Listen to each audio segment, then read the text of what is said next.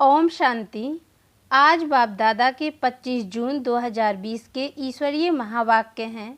मीठे बच्चे, बेहद के सुखों के लिए तुम्हें बेहद की नॉलेज मिलती है। तुम फिर से राजयोग की शिक्षा से राजाई ले रहे हो। प्रश्न, तुम्हारा ईश्वरीय कुटुंब किस बात में बिल्कुल ही निराला है? उत्तर, इस ईश्वरीय कुटुंब में कोई 1 रोज का बच्चा है, कोई 8 रोज का, लेकिन सब पढ़ रहे हैं। बाप ही टीचर बनकर अपने बच्चों को पढ़ा रहे हैं। यह है निराली बात। आत्मा पढ़ती है, आत्मा कहती है बाबा। बाबा फिर बच्चों को 84 जन्मों की कहानी सुनाते हैं। गीत, दूर देश का रहने वाला। ओम शांति। वृक्षपति बार उसका नाम रख दिया है बृहस्पति। यह त्योहार आदि तो वर्ष वर्ष मनाते हैं। तुम हर हफ्ते बृहस्पति डे मनाते हो। वृक्षपति अथवा इस मनुष्य सृष्टि रूपी झाड़ का जो बीज रूप है, चैतन्य है, वही इस झाड़ के आदि मध्य अंत को जानते हैं। और जो भी वृक्ष हैं वह सब जड़ होते हैं। यह है चैतन्य। इनको कहा जाता है कल्प वृक्ष। इनकी आयु है 5000 वर्ष और यह वृक्ष 4 भाग में है। हर चीज़ 4 भाग में होती है। यह दुनिया भी 4 भाग में है। अब इस पुरानी दुनिया का अंत है। दुनिया कितनी बड़ी है, यह ज्ञान कोई भी मनुष्य मात्र की बुद्धि में नहीं है। यह है नई दुनिया के लिए नई शिक्षा। और फिर नई दुनिया का राजा बनने के लिए अथवा आदि सनातन देवी देवता बनने के लिए शिक्षा भी नई है। भाषा तो हिंदी ही है।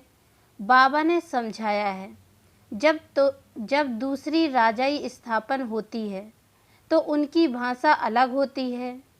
सतयुग में क्या भाषा होगी, सो बच्चे थोड़ा थोड़ा जानते हैं। आगे बच्चियां ध्यान में जाकर बतलाती थीं, वहाँ कोई संस्कृत नहीं है। संस्कृत तो यहाँ है ना।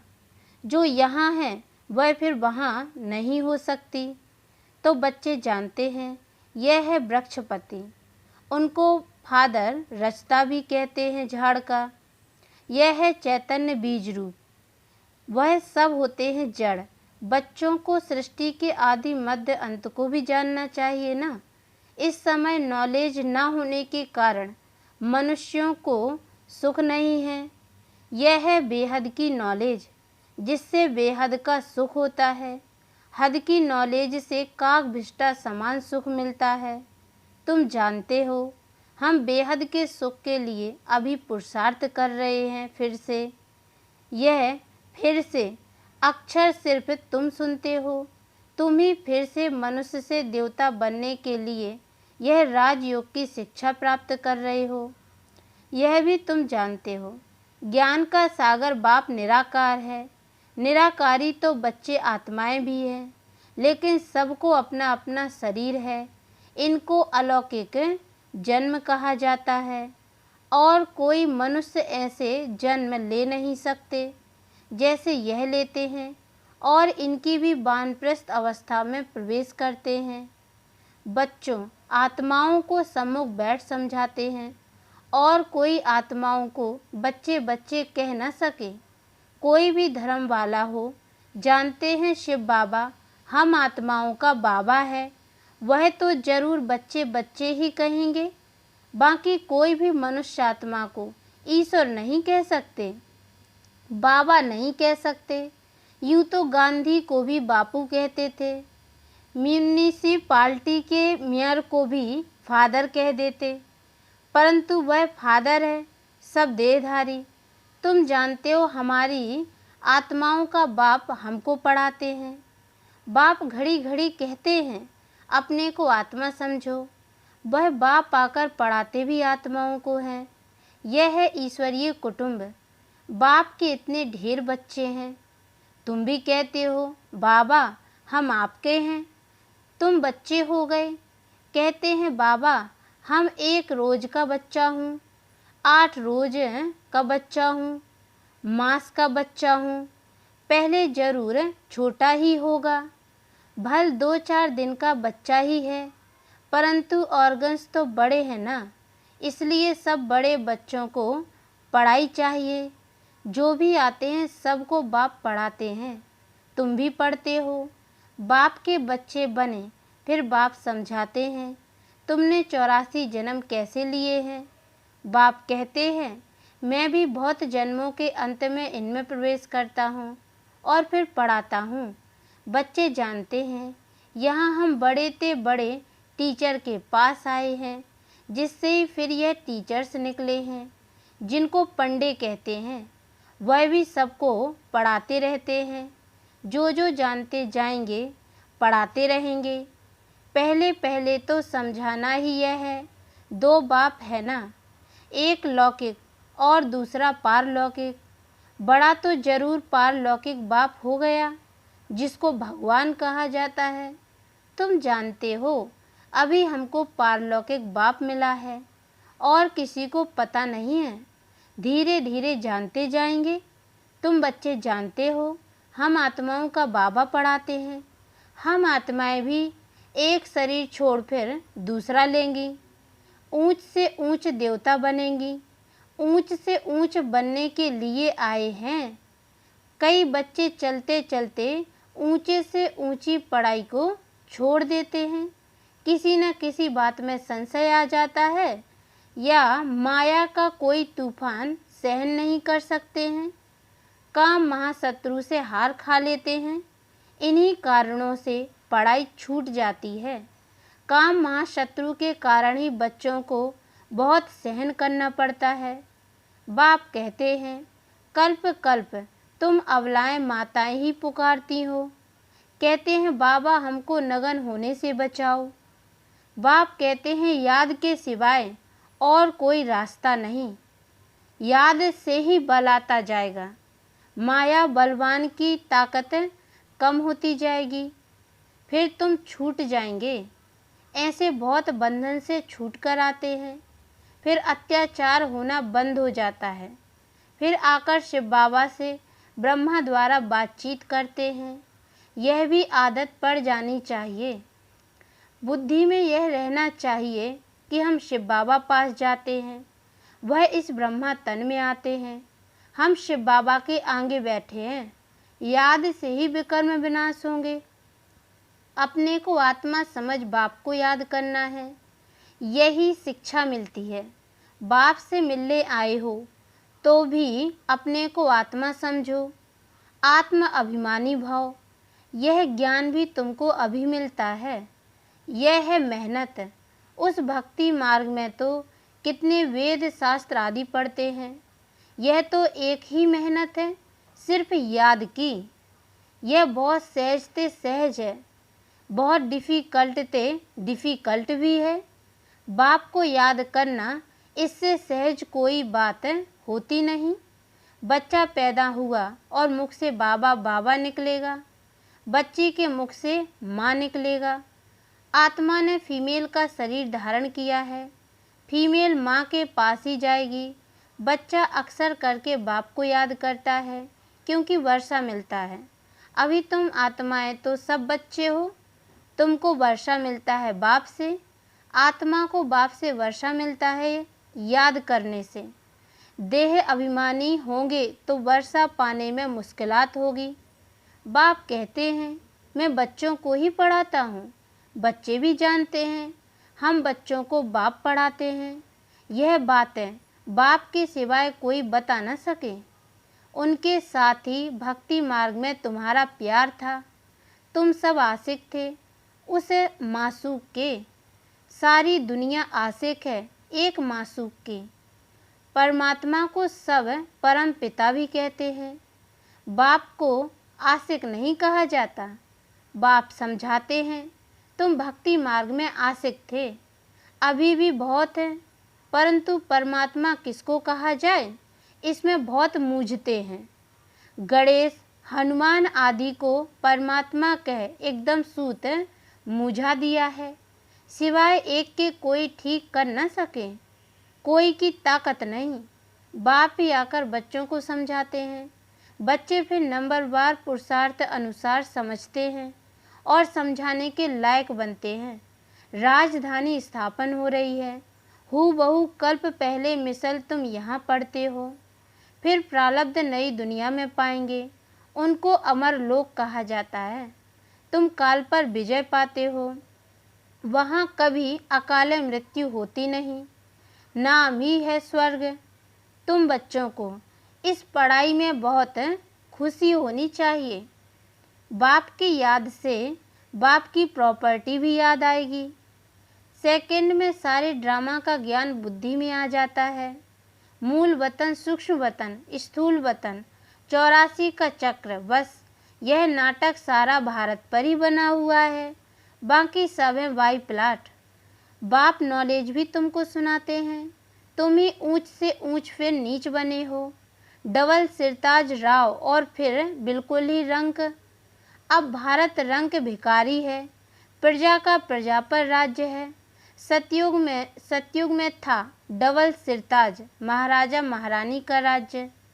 सब मानते हैं आदि देव ब्रह्मा को नाम बहुत दिए हैं, महावीर भी उनको कहते हैं, महावीर हनुमान को भी कहते हैं। वास्तव में तुम बच्चे ही सच्चे सच्चे महावीर हनुमान हो, क्योंकि तुम योग में इतना रहते हो जो माया के भल कितने भी तूफान आए लेकिन तुम्हें हिला नहीं सकते। तुम महावीर के बच्चे महावीर बने हो क्योंकि तुम माया पर जीत पाते हो। 5 विकार रूपी रावण पर हर एक जीत पाते हैं। एक मनुष्य की बात नहीं, तुम हर एक को धनुष तोड़ना है, अर्थात माया पर जीत पानी है। इसमें लड़ाई आदि की कोई बात नहीं।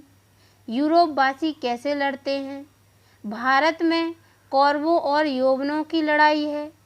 गाया भी हुआ है, रक्त की नदियाँ बहती हैं, दूध की भी नदियाँ बहेंगी। विष्णु को क्षीर सागर में दिखाते हैं। लक्ष्मी नारायण है पारसनाथ, उनका फिर नेपाल तरफ पशुपति नाम रख दिया है। एक ही विष्णु के 2 रूप, पारसनाथ पारसनाथनी।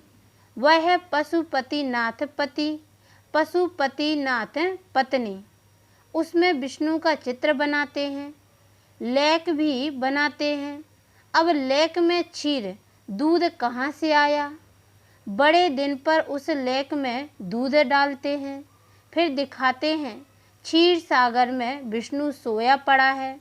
अर्थ कुछ भी नहीं, 4 भुजा वाला मनुष्य तो कोई होता नहीं। अभी तुम बच्चे सोशल वर्कर हो, रूहानी बाप के बच्चे हो ना।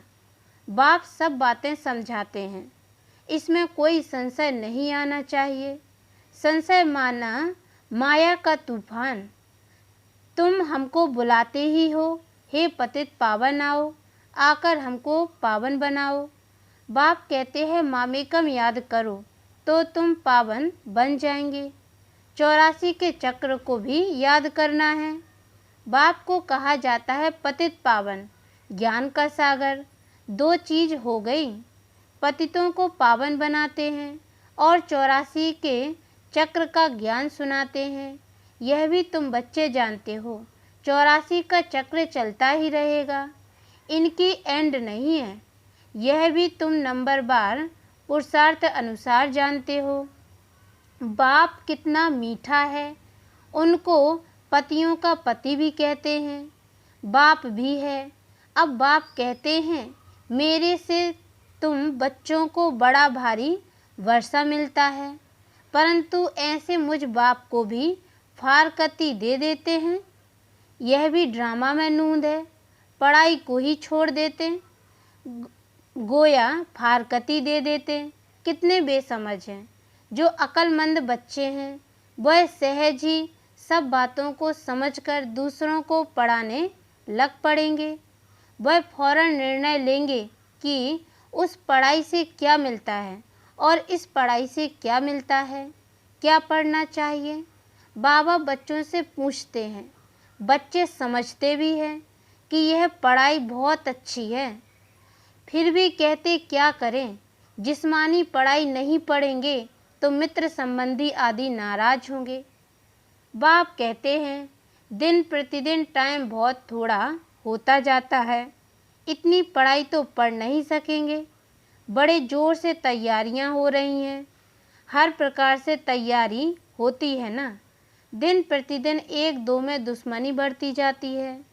कहते भी हैं ऐसी ऐसी चीज़ें बनाई हैं जो फट से सबको खलास कर देंगे। तुम बच्चे जानते हो ड्रामा अनुसार अब लड़ाई लग नहीं सकती। राजाई स्थापन होनी है। तब तक हम भी तैयारी कर रहे हैं। यह भी तैयारी करते रहते हैं। तुम्हारा पिछाड़ी में बहुत प्रभाव निकलने का है। गाया भी जाता है अहो प्रभु तेरी लीला। यह इसी समय का गायन है। यह भी गाया हुआ है तुम्हारी गति मत न्यारी। सब आत्माओं का पाठ न्यारा है। अभी बाप तुमको श्रीमत दे रहे हैं कि मामेकम याद करो तो विकर्म विनाश होंगे। कहाँ श्रीमत, कहाँ मनुष्यों की मत।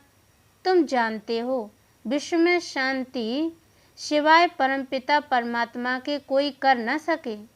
100% पवित्रता सुख शांति 5000 वर्ष पहले मुआफिक ड्रामा अनुसार स्थापन कर रहे हैं। कैसे? सो आकर समझो।